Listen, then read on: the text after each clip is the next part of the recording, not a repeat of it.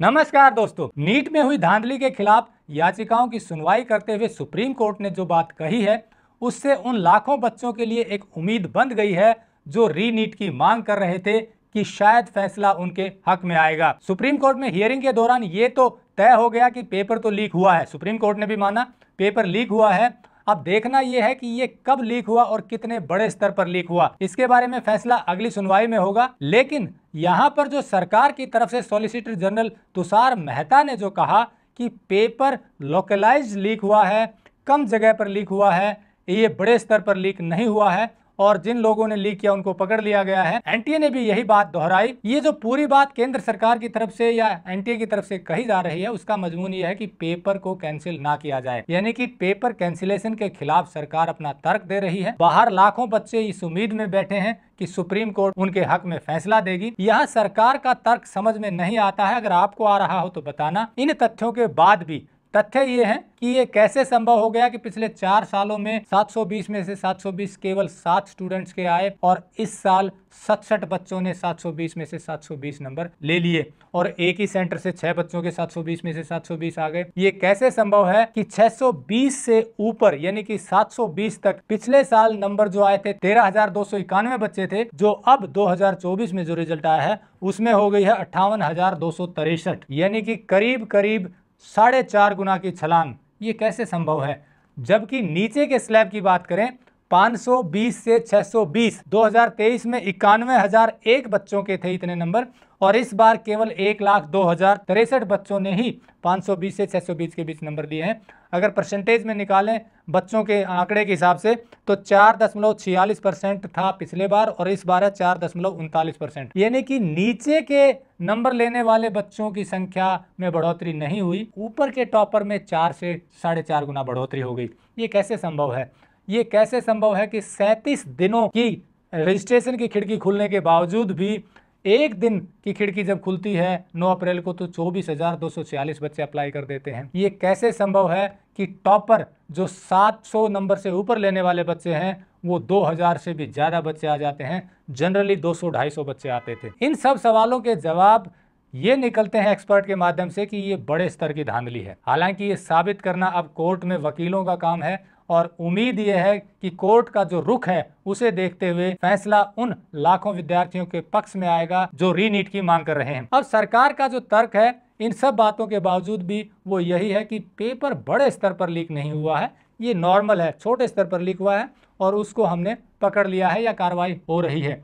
ये मंशा समझ नहीं आ रही और ऊपर से तर्क ये दिया जा रहा है कि अगर पेपर कैंसिल हुआ तो लाखों बच्चों के साथ अन्याय हो जाएगा, उन बच्चों के साथ जो मेहनत से अच्छे नंबर लाए हैं, जो ईमानदारी से अच्छे नंबर लाए हैं। यहाँ ये सरकार भूल जाती है कि ईमानदारी से नंबर लेने वाले बच्चों का 610 या 615 नंबर लेने पर जनरल कैटेगरी में सरकारी सीट में दाखिला मिल जाता था। पिछला ट्रैक रिकॉर्ड यही है और पीछे जाए तो इससे कम में भी था। हमने पिछले वीडियो में भी बताया था कि 5 से 10 नंबर की कट ऑफ हर साल बढ़ती है। मैं ये जनरल कैटेगरी की बात कर रहा हूँ, बाकी कैटेगरी इसी हिसाब से थोड़ा थोड़ा डिफरेंस आता है। यानी कि 610 नंबर लेने वाले विद्यार्थी का पिछले साल सरकारी मेडिकल कॉलेज में दाखिला हुआ, अब 660 नंबर लेने वाले का भी कठिन हो रहा है। और इस बार भी ये पीछे के ट्रेंड को देखते हुए वो सारे बच्चे इस उम्मीद में थे कि हमें सरकारी कॉलेज में दाखिला मिलेगा। कौन से बच्चे? जिनके 610 से 660 के बीच नंबर आए थे। ये मैं जनरल कैटेगरी की बात कर रहा हूँ। अगर बाकी SC ST की बात करें तो 500 नंबर वाले बच्चे का भी सरकारी मेडिकल कॉलेज में दाखिला हुआ है पिछली बार। तो ये जो 610 से 660 नंबर लिए हुए बैठे हैं ईमानदारी से बच्चे, जिनको सरकारी मेडिकल कॉलेज में दाखिला नहीं मिलेगा, क्या इनके साथ अन्याय नहीं हो रहा? ये हजारों बच्चे हैं,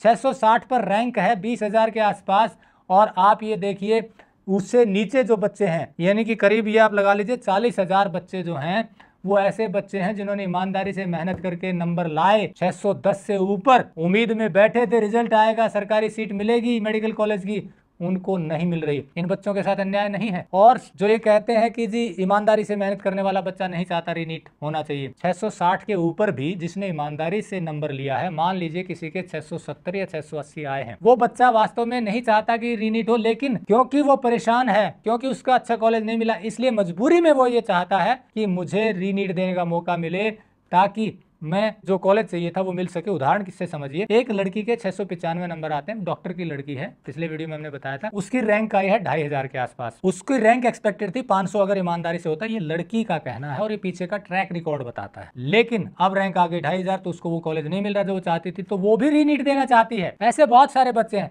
यानी कि ज्यादातर बच्चे जिन्होंने ईमानदारी से मेहनत की है वो रीनीट चाहते हैं, भले ही मजबूरी में चाहते हो। अगर धांधली न हुई होती तो कौन बच्चा देना चाहता था। एक बार पेपर दे दिया, बच्चा संतुष्ट हो जाता है, बच्चा रिलैक्स हो जाता है, फिर अब पता चलता है कि धांधली होगी तो दोबारा पेपर देना बहुत कठिन काम है। लेकिन मजबूरी में ही सही बच्चे चाहते हैं। वो बच्चे तो बिल्कुल ही चाहते हैं जिनके 610 से 650 नंबर 660 नंबर आए, उससे ऊपर वाले भी ज्यादातर बच्चे चाहते हैं।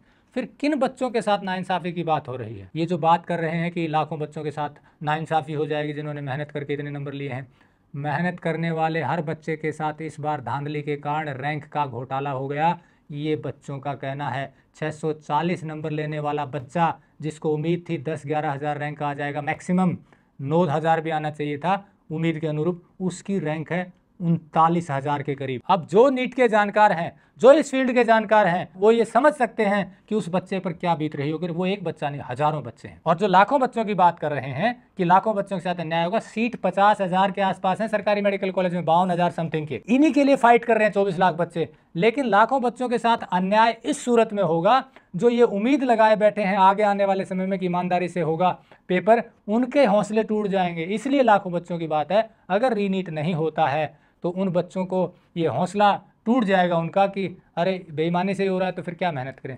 इसलिए लाखों बच्चों की बात है। लेकिन अभी ये हजारों बच्चों की बात है जिनके साथ जो उम्मीद में है कि रीनीट होगा, सुप्रीम कोर्ट उनके हक में फैसला देगा, इसलिए वो ये उम्मीद कर रहे हैं कि रीनीट होना चाहिए ताकि अपनी मेहनत दोबारा से करके पेपर दे करके उन्हें वो चीज़ मिल जाए, वो मेडिकल कॉलेज मिल जाए जिसके लिए वो डिजर्व करते हैं। लेकिन केंद्र सरकार पता नहीं क्यों, शिक्षा मंत्रालय पता नहीं क्यों ये साबित करने पर तुला हुआ है कि नहीं, पेपर बड़े स्तर पर नहीं लीक हुआ है। चलिए, फैसला कोर्ट में होना है, सरकार का तर्क कितना वाजिब रहता है और जो रीनीट चाहते हैं उनके तर्क कितने टिकते हैं, ये कोर्ट में अगली हियरिंग में या 1-2 हियरिंग में फैसला हो जाएगा। लेकिन अभी तक जो हियरिंग हुई है उससे बच्चों के पक्ष में ही फैसला जाता हुआ लग रहा है, उन बच्चों के पक्ष में जिनको सरकारी मेडिकल कॉलेज अपनी मनपसंद का नहीं मिल रहा, क्योंकि रैंक में इतना ज़्यादा उछाल आ गया है। उम्मीद कीजिए कि फैसला हक में हो और सुप्रीम कोर्ट का अभी पीछे के जो डिसीजन हुए हैं उनको देखते हुए पूरी उम्मीद है